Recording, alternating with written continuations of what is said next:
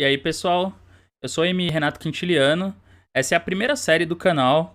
E para essa série, eu decidi mostrar algumas partidas que eu considero bastante instrutivas, são partidas muito famosas e algumas das minhas preferidas. Mas eu também considero elas partidas instrutivas e muito importantes para aprender vários conceitos do xadrez. Portanto, eu decidi chamar essa série de Partidas que todo enxadrista deveria conhecer. Bem, na partida de hoje, nós veremos aqui um campeão mundial que eu gosto bastante. Um cara que eu analisei várias partidas quando era mais novo. E tem um livro de partidas, inclusive, muito instrutivo, que é o Vassili Smyslov, sétimo campeão mundial. O Smyslov, ele venceu o Botvinnik em um match, e depois ele acabou perdendo a revanche, o Botvinnik recuperou o título, mas o Smyslov é o sétimo campeão mundial. Ele tem um livro de partidas muito interessantes, partidas muito instrutivas que eu gosto da forma como ele explica, e eu estudei esse livro quando eu tinha uns 15 anos e achei muito legal. É o famoso livrinho amarelinho que a gente usa aqui. Muita gente já leu esse livro no Brasil, chama Partidas Selecionadas de Vassili Smyslov, se você quiser procurar depois, onde o Smyslov analisa várias partidas dele, e essa é a primeira. O Smyslov coloca essa em primeiro porque, se eu bem me lembro, foi a primeira partida dele que foi publicada na União Soviética em um jornal ou uma revista, alguma coisa assim. A gente vai ver que é uma partida muito interessante. Então, Smyslov de pretas, D4, D5, bola F3, bola F6, 6, bispo D3. As brancas não jogam peão dama muito ambicioso, né? Não jogam o gambito da dama, elas vão jogar algum sistema aqui provavelmente. Tanto que o Smyslov aproveita a chance para jogar C5. E aí foi B3. Então, tem gente que chama isso aqui de sistema Collie com B3, né? Eu sempre achei que o sistema Collie era com C3 e que esse aqui a gente chamava de Zukertort. Zukertort foi um jogador do passado que entrava nessas posições aqui, jogando com bispo B2 e cavalo BD2. Mas você pode chamar das duas formas, eu acho. Um Collie com B3 também pode ser. Cavalo C6, bispo B2. Bispo D6, ele tenta desenvolver da forma mais ambiciosa possível. E, aliás, essa é uma dica que eu dou pra vocês, né? Quando as brancas demorarem muito pra fazer C4 e você tiver a chance, você pode jogar C5. E aí você tenta jogar um gambito da dama de cores invertidas, né? Tentando lutar por mais espaço no centro. É melhor do que manter a simetria e esperar que o adversário quebre essa simetria. Pelo menos eu acho que é mais ambicioso para as pretas. Mas, objetivamente, é jogável para os dois lados. E3, cavalo C6, B2, bispo D6, roque. E aqui o Smyslov, que era um jogador bastante criativo, principalmente nas aberturas. Assim, o Smyslov, ele era um ele era um cara que gostava de sair dos caminhos mais jogados das aberturas e tentar buscar ideias mais criativas. Em vez de jogar o normal, que é o roque, aqui ele faz dama C7, tentando lutar pela casa E5. Ops, tentando lutar pelo controle da casa E5. Além disso, ele tem uma ameaça aqui posicional. É que, bom, explicando, o roque permite que as brancas possam tentar jogar com cavalo E5. Essa seria uma ideia típica para as brancas. Depois F4, e aí ele pode passar a dama para a ala do rei ou a torre. E quem sabe, né, em algum momento explorar esses bispos aqui, ó. Essas seriam algumas ideias ambiciosas para as brancas no meio jogo. Então ele joga dama C7 tentando evitar isso. E aqui foi A3. Porque se as pretas jogassem cavalo D2, que é um lance natural de desenvolvimento, talvez, né, o Smyslov aqui pudesse ter em mente a ideia de ser por D4. Aí não dá pra tomar de cavalo pra manter a diagonal aberta por causa do peão de H2. E se é por D4, cavalo B4. Ao mesmo tempo ele ataca D3 e C2. Então as brancas teriam alguns problemas, talvez, com esse bispo, né? Esse der cheque aqui, bispo D7, e a gente já troca uma peça que as pretas gostariam de trocar mesmo, que é o bispo de casas brancas ali, o famoso bispo mal. Então ele faz A3, tudo bem, evita cavalo B4. É um lance normal nessa posição, na verdade. Aqui foi B6. Já que e roque, as brancas de repente podem jogar aqui D por C5, bispo C5 e bispo F6 para tentar enfraquecer o rei preto, apesar que eu acho que não é tão perigoso, mas poderia ser uma ideia. Ele sempre tem a possibilidade de voltar o bispo ali, né, pra ajudar na defesa, mas é uma ideia possível.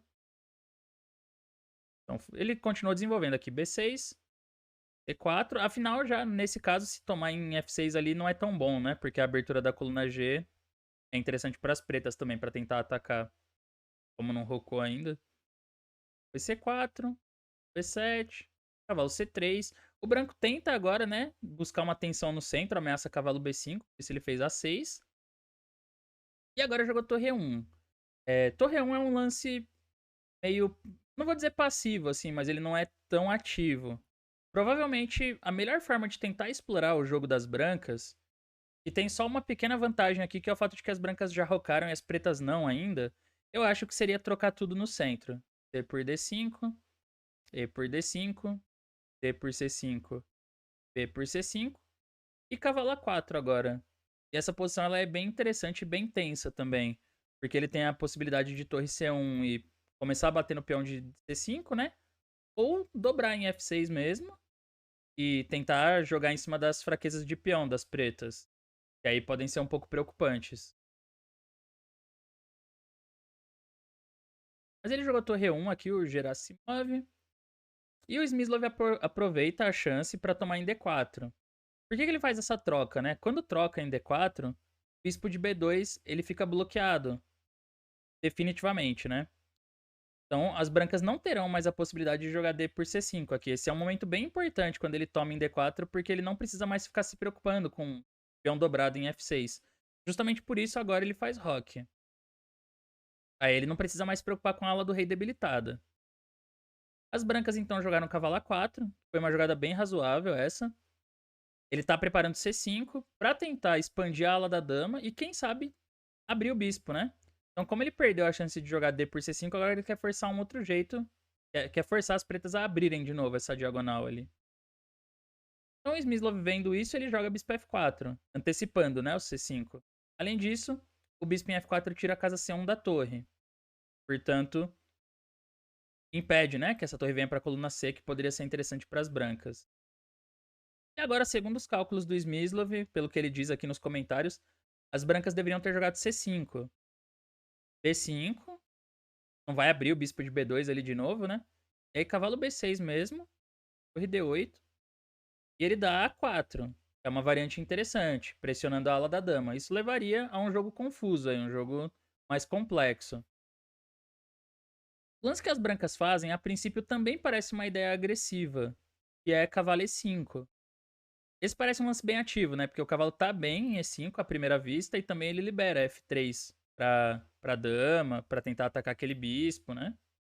Ou ele quer jogar torre C1 também e depois C por D5 e colocar uma pressão na coluna C. Claro, depois que ele expulsar esse bispo aqui, né? Não entregando ali em C1. Só que na verdade essa jogada é uma imprecisão que já permite que as pretas comecem a lutar pela iniciativa. E a partir daqui, eu gosto de todas as jogadas que o Smyslov faz, porque elas são muito interessantes, elas são bem instrutivas, na verdade, e permitem que ele jogue pela iniciativa. Então, começando aqui, eu quero que vocês pensem já que lance que vocês fariam de pretas. Um lance que melhora. Aqui a chave é o seguinte: é uma jogada que melhora a posição das pretas. Como? A gente pode melhorar o jogo das pretas. Bom, primeiro passo, né? É, essa partida ela é uma aula de como jogar pela iniciativa, como você pode pegar a iniciativa em caso de jogo descuidado do adversário. As brancas aparentemente não fizeram nenhum erro ainda nesse momento. Mas a próxima jogada, ela já dá uma chance, que o Smyslov aproveita. O que ele faz? Ele joga D por C4 nessa posição. D por C4 tem a função de ativar o bispo de B7, que abre o bispo. Lógico, se as brancas tomarem de peça, cavalo C4 ou bispo C4 vai levar B5. Vai sempre levar um garfo aí e perde uma peça. Mas até aí tudo bem, porque não parece ruim tomar de peão também. Esse centro aqui tá bem apoiado, certo? Tá bem defendido. E inclusive a gente pode até pensar assim, peraí, é um pouco estranho isso porque agora as brancas podem considerar D5. E o bispo ativa de novo, o bispo de B2. Sendo que as pretas não queriam deixar esse bispo entrar no jogo, né? Só que a próxima jogada do Smyslov já é um bom complemento, pensando nisso. Então, mais um momento para vocês pensarem qual é o próximo lance aqui das pretas. Bom, nesse comentário que eu fiz, ele já tinha a dica, né? as brancas podem estar considerando abrir o bispo de novo agora com D5 em algum momento. Então, o que, que ele faz? Ele toma em E5. Por quê? Agora o peão de D4 é movido para E5 e de novo esse bispo fica fechado. Só que assim, só isso não basta. Só essa noção de que agora o bispo tá fechado de novo. Tem que saber como continuar jogando de brancas, como continuar melhorando a posição das brancas. Então, mais um momento para vocês descobrirem qual é a melhor jogada. Bom, cavalo D7 seria o sólido, né? Vamos dizer assim, seria o lance mais sólido. Volta o cavalo, ataque E5 ali. Só que ele percebeu que ele tinha uma outra possibilidade um pouco mais ativa nesse momento. Ele joga dama C6, ameaçando mate lá em G2. Esse lance teve o efeito de deixar as brancas um pouco incomodadas com a posição, mas também colocou uma decisão difícil para as brancas tomarem, porque ele acabou errando. Foi a partir desse ponto que as brancas começam a perder o controle. Então, qual que seria a melhor defesa, né? A melhor defesa, por incrível que pareça, seria a dama F3, que propõe a troca de damas. Ponto importante aqui é que se jogar a dama por A4, dá pra jogar dama por B7 ou dama por F4, os dois são possíveis. Mas acho que dama por F4 tá de bom tamanho já. Parece uma posição totalmente jogável e talvez até um pouco melhor agora para as brancas, né? Porque pode passar uma torre ali para a ala do rei. E no caso de dama por F3, P por F3, dobrou os peões em F, é verdade. Só que ao mesmo tempo tá atacando F6 e B6. Então as brancas têm tempo de organizar essa posição. 7, bispo E4, torre AB8, torre D1. E tá no jogo o branco aqui, tá equilibrado. Por exemplo, se cavalo C5 troca, não tem problema ter uns peões dobrados ali em F. Tá totalmente igual isso aqui. Não vai estar pior para as brancas, né? Mas eu acho que o jogador das brancas ele não queria trocar damas e provavelmente também se incomodou com a ideia de dobrar os peões em F. Então ele tentou fazer uma jogada mais sólida aqui para não ficar com o peão dobrado. Foi bispo F1. Faz sentido, né? Volta ao bispo, protege ali G2 e mantém a estrutura intacta, além de estar atacando aqui o cavalo em F6 e tentando ganhar um tempo ainda em cima do cavalo. Só que mais uma vez o Smyslov tem um lance útil aqui. De novo, pensar como jogar de pretas. Mais uma vez, ele pensa em como que ele pode tentar ganhar um tempo e melhorar a posição dele sem mexer nesse cavalo. Ele faz isso com torre FD8. Desenvolve mais uma peça. Então assim, primeiro ele melhorou a dama atacando G2, agora ele desenvolve mais uma peça e ganha um tempo em cima da dama das brancas. Essa foi a última chance que as brancas tiveram de jogar dama F3, que ainda era o lance. Ainda era a melhor defesa. Só que ele não jogou. Bom, como ele não quis trocar damas antes, né, o adversário aqui. Então, não quis trocar agora também. Só que aí, jogou dama B3. Provavelmente esse lance ele foi feito já pensando num contra-jogo. De que tá atacando o cavalo e também colocou um novo ataque em B6, então as pretas seriam obrigadas a fazer cavalo D7. Só que tem uma surpresa nessa posição. Qual é a surpresa aqui? O que as pretas jogam? Será que cavalo D7 é o único lance? A pergunta é essa, né, que você tem que se fazer. Será que tem que jogar cavalo D7 para defender B6? Será que não tem nenhum outro lance mais ativo? A gente tá vendo que o tema dessa partida, ele é jogar ativamente, né? Responder os lances do adversário com ideias ativas. Então, em vez de voltar o cavalo, o Smyslov joga aqui cavalo G4. Contra-atacando ali em H2. Em vez de defender lá B6, ele vai, né, com mais uma peça para a ala do rei. Além disso, vejam quantas peças das pretas já estão ali direcionadas para a ala do rei, né, para o rei branco. Ele cria uma ameaça em H2. Mas é muito interessante perceber como ele consegue pegar a iniciativa gradativamente, né, com vários lances em sequência ali. Depois eu vou explicar um pouco melhor, vou mostrar isso no final, a gente vai dar uma olhada aí. Mas é muito interessante como, através dos lances dama C6 e torre FD8, ele conseguiu a possibilidade de cavalo G4. Porque ele não tinha cavalo G4 antes, né? Por exemplo, quando tava aqui, ó, em E5. Ele não tem cavalo G4, dama toma, mas ele faz primeiro dama C6, ataca G2, o bispo volta e agora ele faz torre D8. Quando ele desvia a dama, o cavalo vem pra G4. E claro, dama por B6 aqui parece muito perigoso, porque as pretas vão tomar em H2, depois tomar em A4 e a pior aqui já tem um peão a mais, né? Além do rei branco tá levando ataque agora. Então, para defender H3, as brancas jogaram. Para defender H2, as brancas jogaram H3. Só que isso aqui permite uma ideia tática muito bonita. Então, quero que vocês calculem agora aqui qual foi a ideia tática que as brancas não viram. Bom, vocês podem tentar calcular baseado em ideias candidatas aqui, né? Mas o cheque em H2, ele não dá certo nesse momento, porque depois de rei H1 e cavalo F2, rei por H2. E as pretas ficam com peça a menos por nada, assim, sem ataque. Mas ele percebeu que tinha uma ideia tática muito boa que o Smyslov, se você encontrou essa ideia tática, parabéns, porque ela é bem bonita. E ele consegue colocar mais uma peça no ataque. É impressionante porque parece que não tem mais como pôr nenhuma peça preta para atacar na ala do rei, né? Mas ele encontra um jeito. Ele faz aqui torre D3. Um belo lance de atração e de desvio ao mesmo tempo. Porque essa torre, ela vem para uma casa onde tem duas peças brancas, né, que estão atacando, mas nenhuma pode capturar. Se bispo toma torre, dama por G2 é mate. E se toma de dama, dama por D3, bispo H2, rei H1 e cavalo por F2, e ganha a dama. Então esse é um detalhe tático muito importante, por isso que a torre pode estar em D3.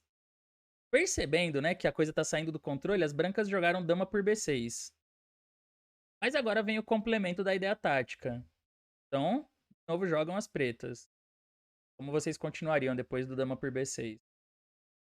Aqui como dá pra sentir já, né, é alguma ideia tática na ala do rei. Então, o complemento do torre D3 é torre por H3. Belo lance. Mais um, né? Dessa vez sacrificando ali, deixando a dama, deixando o bispo, sacrificando a torre em H3. Mas claro, o ponto é que se G por H3, bispo H2... Quer dizer, aqui escolhe o mate, né? Ou bispo H2 ou dama H1, os dois dão mate. E se dama por C6, bispo H2. H1, cavalo por F2 e mate. Então, de repente, todas as peças das pretas, com exceção da torre de A8, se amontoaram na ala do rei ali, para dar mate no rei das brancas. Aqui jogou bispo D4, para defender F2 ali, preparando dama por C6, né, sem levar aquele mate. Mas aí o Smyslov terminou rapidamente com a partida. Bispo H2, H1, e a manobra que a gente chama de pêndulo, né?